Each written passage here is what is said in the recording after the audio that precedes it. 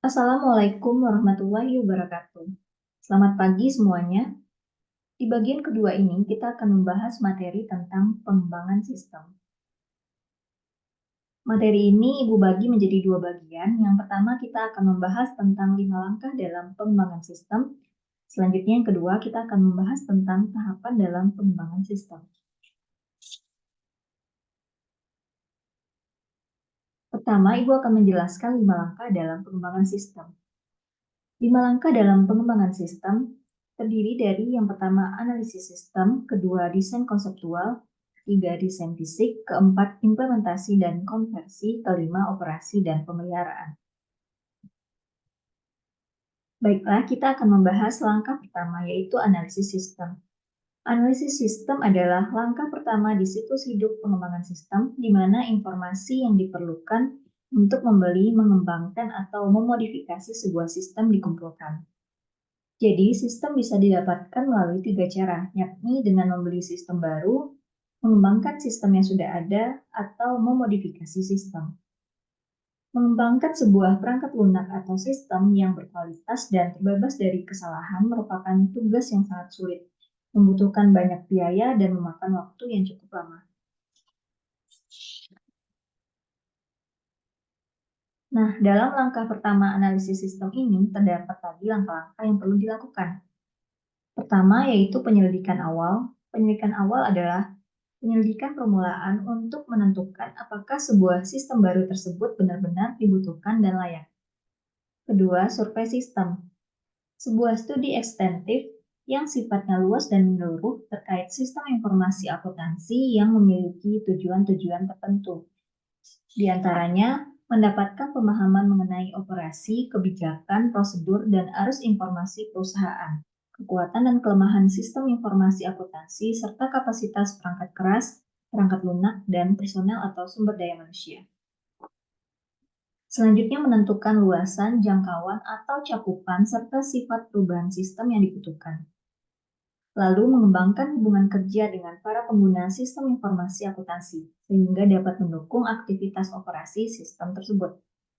Berikutnya, mengumpulkan data yang dapat mengidentifikasi kebutuhan pengguna sistem informasi akuntansi. Selanjutnya yang ketiga yaitu studi kelayakan. Studi kelayakan akan mengembangkan analisis kelayakan secara menyeluruh dari pengembangan sebuah sistem. Berikutnya yang keempat, kebutuhan informasi dan persyaratan sistem.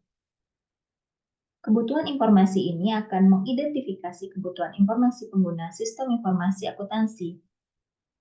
Dan persyaratan sistem akan menentukan tujuan serta persyaratan dalam sistem baru tersebut. Lalu yang kelima, laporan analisis sistem, yaitu laporan yang berisi rangkuman analisis sebuah sistem.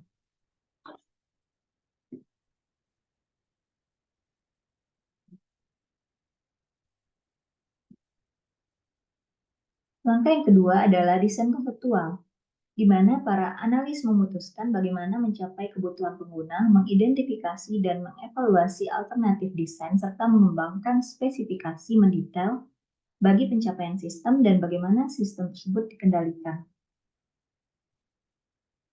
Dalam desain konseptual ini terdapat 3 aktivitas utama, yaitu 1. Mengevaluasi alternatif desain.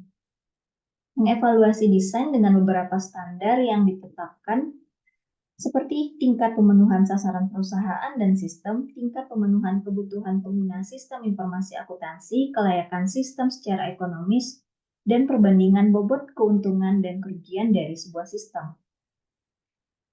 Lalu yang kedua, menyiapkan laporan desain sistem konseptual yang berisi rangkuman aktivitas desain konseptual.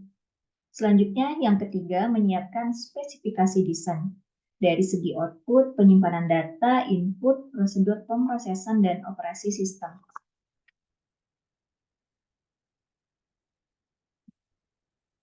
Selanjutnya, langkah yang ketiga, desain fisik, di mana persyaratan desain konseptual yang luas dan berorientasi pengguna diterjemahkan ke dalam spesifikasi mendetail yang digunakan untuk mengkode serta menguji perangkat lunak, mendesain input atau output, membuat file atau database, mengembangkan prosedur, dan mengimplementasikan pengendalian.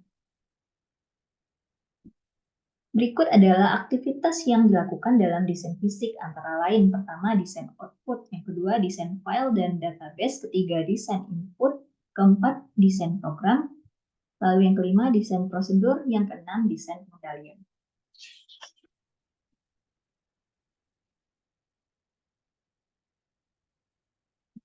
Berikutnya langkah yang keempat, implementasi dan konversi, di mana perusahaan mempekerjakan dan melatih para karyawan, menguji dan memodifikasi prosedur, menetapkan standar dan pengendalian, melengkapi dokumentasi, berpindah ke sistem baru, serta mendeteksi dan mengoreksi defisiensi desain atau kekurangan dalam sebuah desain.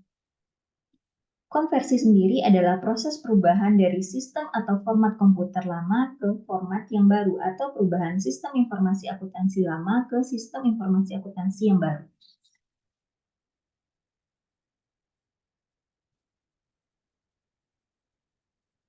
Berikut adalah aktivitas dalam implementasi sistem. Yang pertama adalah perencanaan implementasi terkait dengan implementasi sebuah sistem atau implementasi sebuah tugas, dan juga individu-individu yang akan bertanggung jawab terhadap masing-masing tugas tersebut, tanggal penyelesaian, serta estimasi biaya yang dikeluarkan. Lalu yang kedua, persiapan situs.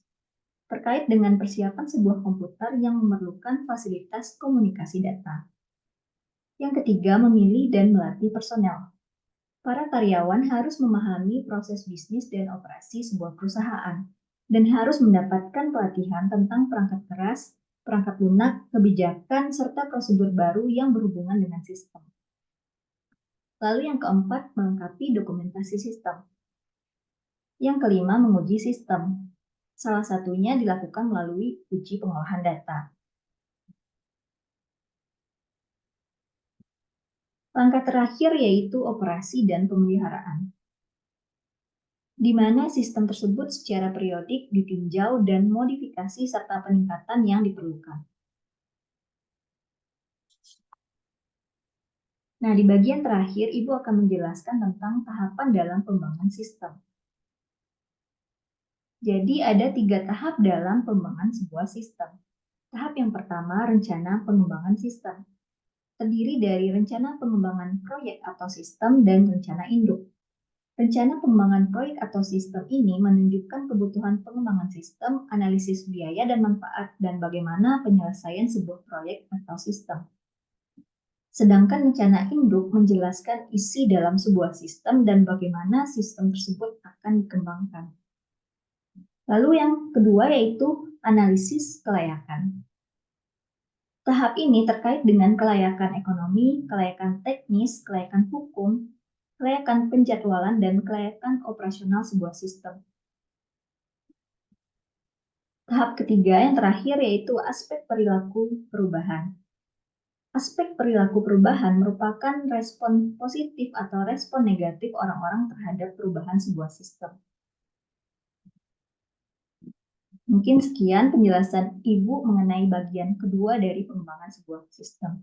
Semoga apa yang Ibu sampaikan ini dapat dipahami, dapat dimengerti, dan dapat bermanfaat untuk proses belajar kita semua. Akhir kata, Ibu tutup dengan Assalamualaikum warahmatullahi wabarakatuh.